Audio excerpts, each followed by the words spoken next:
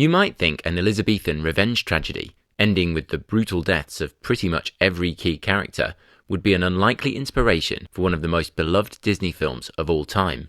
But take a closer look, and the parallels between Hamlet and The Lion King are impossible to miss. Both feature royal families torn apart by the rites of succession.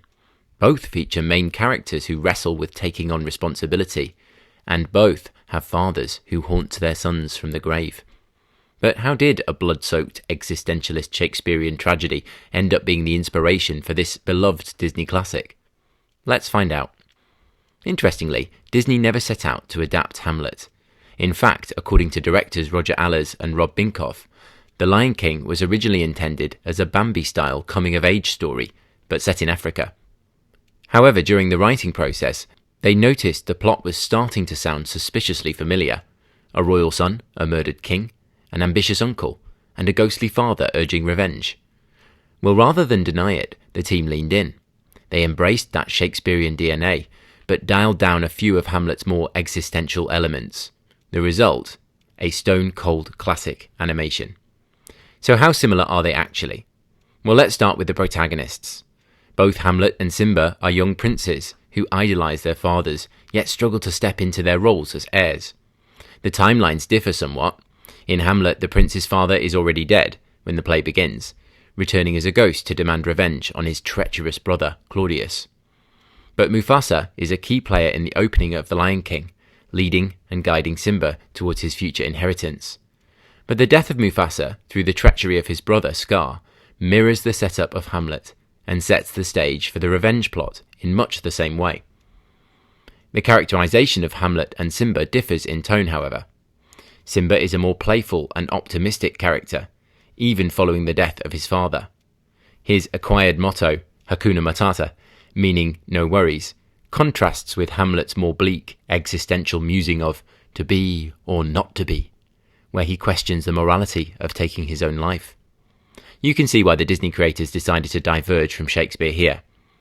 Let's take a look at the uncle situation. Both Claudius and Scar are iconic villains, sly, calculating, and somewhat insecure. In Hamlet, Claudius murders his brother and marries the queen to seize the Danish throne. Scar also murders his brother and takes over Pride Rock. Yet Scar's Machiavellian rule of terror over the Pride Lands is arguably more Richard III than Claudius, who masks his more brutal nature through civility and political decorum. Of course, both villains ultimately fall to their nephews. Simba throws Scar from Pride Rock into a fiery furnace, and Hamlet stabs Claudius, then forces him to drink from a poisoned chalice. In both cases, justice is served. Another plot similarity is a period of exile before the final act. In The Lion King, Scar convinces Simba that he caused Mufasa's death, driving him into the wilderness where he is expected to perish. Hamlet, alike, is sent to England by Claudius, who plots to have him executed. But both heroes survive, grow in confidence, and return to confront their pasts.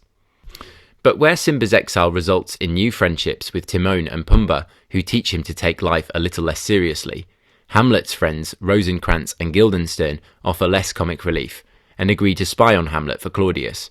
When he realises this, Hamlet orchestrates their executions in England.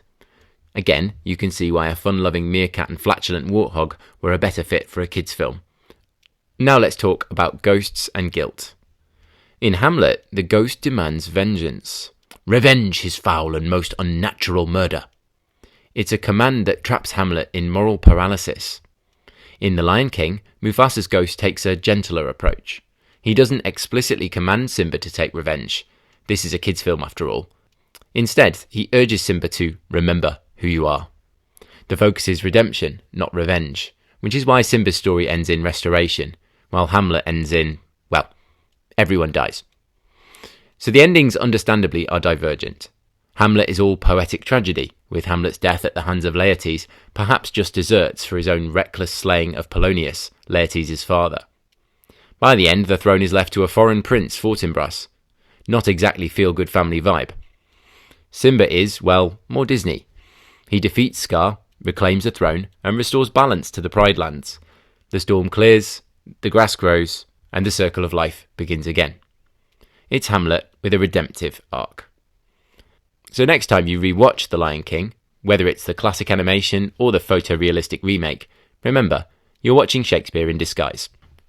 I think if Shakespeare were alive today, he'd probably be demanding some royalties. What do you think?